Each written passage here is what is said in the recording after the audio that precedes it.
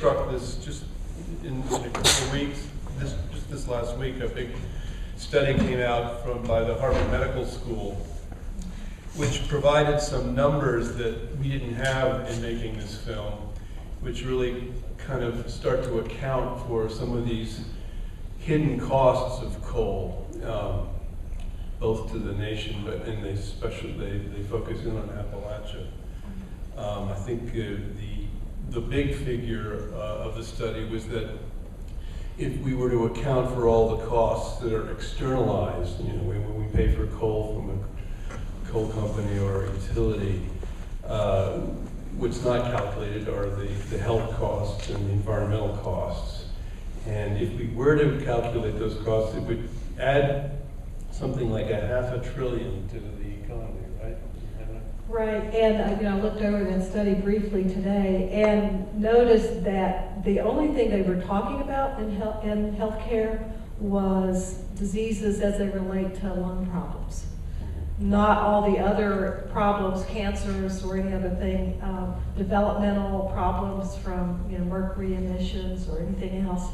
So, and I also noticed in your film that the gentleman from at the plant at Alloy said, if we could retrofit these old manufacturing plants for efficiency, it was also $500 billion, the same amount of money. So I think, I'm thinking about those two things in my head.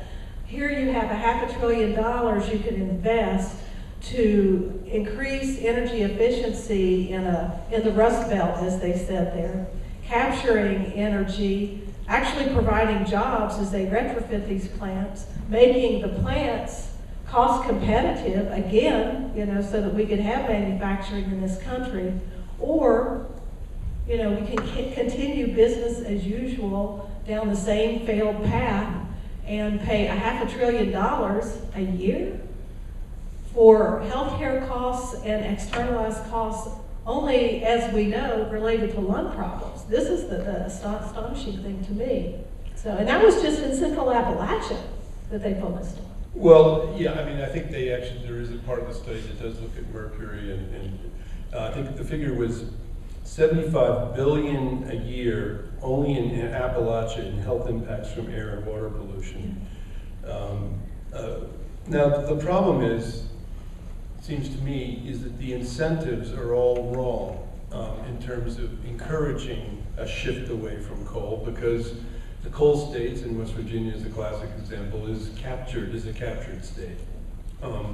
Rory, talk a little bit about the extent to which we subsidize the coal industry, particularly here in West Virginia. Well, the study that we did looked at, so there's obviously direct incentives and then indirect incentives that have to do with the externalities and everything else. We did a study on the impact of coal on the state budget here in West Virginia and found that not only does the coal industry and the employment associated with the coal industry impose a net cost of over $40 million on the state each year. The state is also subsidizing the industry through tax credits and subsidies of over $100 million. One of the biggest is the over $150 million. I'm sorry. One of the biggest is the thin seam tax credit, and that's a credit that we give to coal companies to mine thin underground coal seams, which whenever you go after the thinner seams, you're having a greater impact on the water, on coal miners' health, on risk of coal miners' lives, and we gave the coal industry $70 million to mine those coal seams in 2008. And a lot of that was actually, I think it's important to point out, a lot of that was actually a giveaway that didn't have to do with mining extra coal, because that tax credit was tied to the price of coal, and these coal companies were selling a lot of this coal overseas for $300 a ton.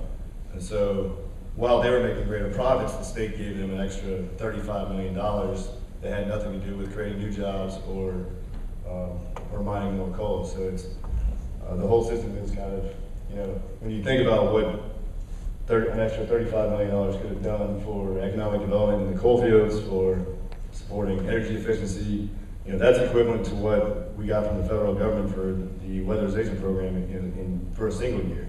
And we could be financing that every year through that money that we're just giving away. Can I say something about that? I was thinking about this earlier today, that if a portion of some of the subsidies that we currently give coal were actually directed to either providing early retirement for miners who are doing mountaintop removal or retraining for younger miners, the externalities that are currently happening in terms of destruction of communities and people's health due to mountaintop removal, I mean, those costs alone would be worth it if we just shifted what our values are. What do we really value here? Do we value people's lives? Do we value community? Do we value people's health? Or do we just value our plasma screen TVs? I mean, I don't know. It's a big problem. I've been concerned that here we are 35 years later still having a discussion, and really not really seriously having a discussion, because we're all in this boat together. Doesn't matter whether you work for the coal industry or you're a bona fide tree hugger, we all live on this planet Earth, and I think we're in serious trouble here. I mean, I've got a rocket scientist up here, James Hansen, saying we're in serious trouble, and then you see the guy who's promoting the CO2 sequestration, very concerned about life on this earth as we know it. And when are we going to really take this problem seriously?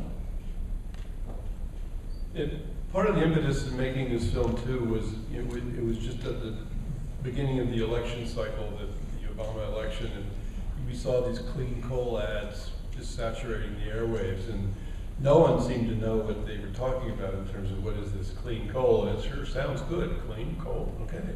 But the deeper we looked into it, I mean, Julio Friedman is very pleased with the film, by the way, and we showed it in California recently, and he sat on a panel with me and with Becky Tarbotten from RAND, and he's still convinced that carbon capture and sequestration is the only way to go, because not only the US, but the rest of the world is so dependent on coal. But he keeps coming back to the argument, coal is only cheap because we don't count in all these other externalities. And the struggle for me is, how are we going to begin to account for those? And I mean, one proposal that has gone nowhere in the US Congress is putting a price on coal. The rest of the world has one on CO2 emissions. I mean, cap and trade was denigrated as a tax, plan to tax. But how are we, how is our government going to start to shift the policy towards making the incentives proper? What is your feeling, Rory, and just in terms of for example, the state of West Virginia, its whole tax structure is so dependent on coal. How can you shift that within this state to improve the incentives? Well, just to first address the comment that our tax structure is dependent on coal. I don't know if that's exactly what you meant, but it's coal. So many of the revenues are. Right, well, coal, even looking at the employment, coal in West Virginia only provides approximately, and this is including like the indirect impacts of the industry, a maximum of 15 or 16% of the state's revenues, and that's only for one of the two funds. So they actually don't contribute almost anything to the road fund, while they have a significant impact on infrastructure in the state every year. So it's not sort of one of those fallacies that a lot of folks are trying to break down, just because the coal industry has been so successful at building up that propaganda and making everybody believe that we depend on coal. But I think one way is to shift. By shifting resources, you reduce those externalities. And another way to do it, another way to address those externalities and internalize those costs, is to force the polluters to take care of their pollution. Whether it be treating streams, that's a cost the coal industry should be having to pay, not the public, because they're reaping the benefits. They should have to pay for the remediation. Same with scrubbers on power plants. And the unfortunate part is they shouldn't be able to push those costs onto the consumer. Exactly. And so I think the best way, obviously, is to incentivize a transition away from coal mining, transitioning the economy, transitioning the tax structure, transitioning the jobs, but also transitioning energy infrastructure. So I think that's the best. You know, the headlines today was about AEP wanting another rate increase. What was it, 7-point-something% to help pay for their scrubbers, which, by the way, they were forced to put those on because for years and years they were not following the Clean Air Act. It's called the New Source Performance Standards. And they've invested a certain amount of money themselves to put those towers up, but they also, I think last summer, they got over a 6% rate increase. Now they're asking for another large rate increase. And then you get the government subsidizing coal. I mean, you think of all the ways the taxpayer pays and pays and pays, and then people who live near these plants pay for the health costs. I want to mention one thing about the tax structure here. While maybe 16% of the overall revenues are from coal, I'm sure that in the coal-producing counties it's much greater. Like some of the counties it might be 40%. And so I think those are the counties where we need to give greater attention. In fact, I think if there should be any kind of green energy revolution, or if we ever restructure how the abandoned mine lands money is given, the counties where the coal is extracted should be receiving the highest amount. And certainly the people there, because they're the ones who've had to pay the biggest price. Can I just? Sure. Good. Two things. One, on that one, it's true. Like Boone County depends on coal for approximately 75% of its total county revenues, and I think about 40-something% of the jobs. So some counties, and that's the highest, but some counties are definitely pretty dependent on coal. But going back to the rate increase, because I like this, I did sort of a back of the envelope calculation. I like what Becky said. You can show us how you can. Well, I like the whole concept of thinking about how much will scaling up CCS cost us. And for West Virginia, just looking at the John Avis plant alone, the John Avis plant provides about 10% of the electricity generation in the state. They release about 9 million tons of CO2 every year. And looking at the price that was cited in the Harvard study, so CCS will cost $150 a ton, right, per CO2 that we sequester. So if you sequester 1 million tons of that 9 million, almost 10%, that right there would cost $150 million to sequester 10% of one plant. And I think this rate increase of 7%, 6 or 7% that was just requested was for, I believe, an expenditure of $150 million. So that's just for that. And scaling that up, if you did that for every plant in the state just to get to 10%, that's $1.5 billion in increased generation costs. And then if you wanted to get it up to where we're actually having an impact on the climate, multiply that by another 8, you're talking about $12 billion. And that's going to be passed on to us, the ratepayers. And so if $150 million results in, if I'm correct on this, results in a 7% rate increase, what's $12 billion going to do? And what else could you do with that $12 billion? I mean, I think I came up with, you could put about 1,000 megawatts worth of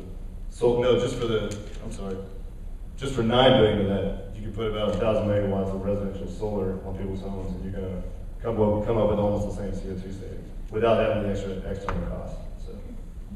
A couple of things I've been thinking about in terms of carbon capture and sequestration. One is, once it's, we have the Mountaineer plant where they're currently trying to sequester, or hoping they're sequestering 1% of the plant's CO2 emissions, and I believe that goes maybe under the Ohio River. And who's liable? Who will be liable if anything happens, if that CO2 doesn't stay down there? Who will own the liability? And I think that's one of the big unsolved questions once you sequester it. Who is going to be responsible if and when there would be an accident? And let's see, there was another question in my mind. I think I may have lost it. But anyway, so that's one thing I was thinking about. But 1% isn't hardly enough. And if we're looking at global climate change, I mean, do we have the time to waste 20, 30 years to build this fabulous infrastructure to sequester all this carbon? Can we wait that long? Interestingly, the family up in Weyburn also, just in the last couple of months, did finally get help in funding a study, and they did in fact find elevated levels of CO2, and indicating a possible fracture or there's a side. The problem with many of these pilot studies for CO2 sequestration is that they happen in oil fields which are perforated like pin cushions with old wells. So you have a problem with the CO2 migrating through corroded old pipes, but this is, as Jeff says, the kind of what we're going to be seeing in the future as you speak to liability problems. This stuff CO2 is very, it's an asphyxiant. If it creeps up by fracture into your enclosed basement, you can kill people.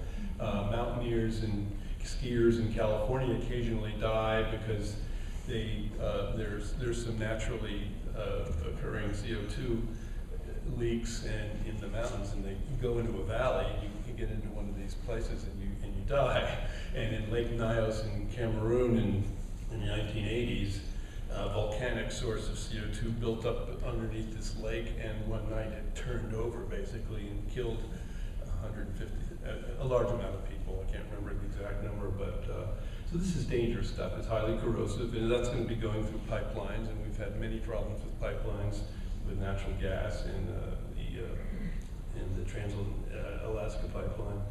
So, and then the big thing about this infrastructure is as Václav Smil said, it would require an infrastructure that is at least twice the size of the whole petrochemical industry infrastructure that's evolved over 150 years, and that's only to sequester 10% of the CO2. So, and as the Harvard study just said, it would bring the cost up to about 20 cents per kilowatt hour, whereas we're paying 12 cents now. So coal is beginning to be perceived as not as cheap as it's supposed to be. So makes it, renewable energy much more competitive, and we hope maybe we can see that incentive working.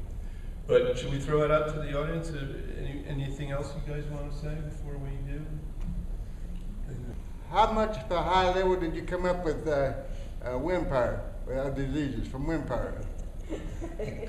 Out in the prairies, where this Kansas wind farmer built his wind farm, it's not a problem because people don't live very close to them. But now that they've started building with the stimulus package, there's been a gold rush to build wind farms up in the Northeast, in the mountains in upper New York State and Maine, and Vermont is seeing this happen now. And the problem is of scale.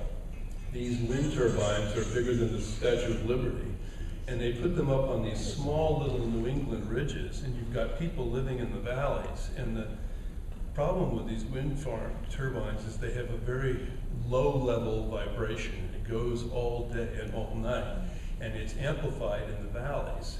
So, while I think wind turbines on the ridges of Cold River Mountain would be much preferable to blasting them away, wind turbines are not necessarily always the answer in different geographical settings. In these small, highly populated valleys, it's not such a great idea. The idea would be to scale down the turbine size.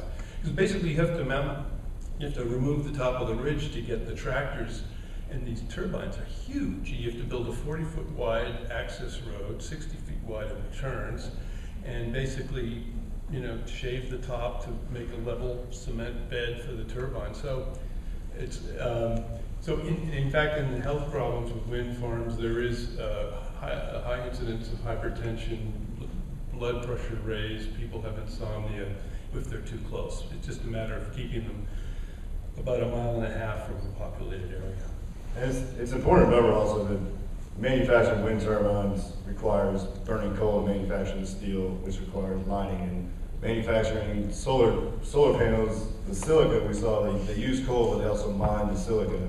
That has massive impacts.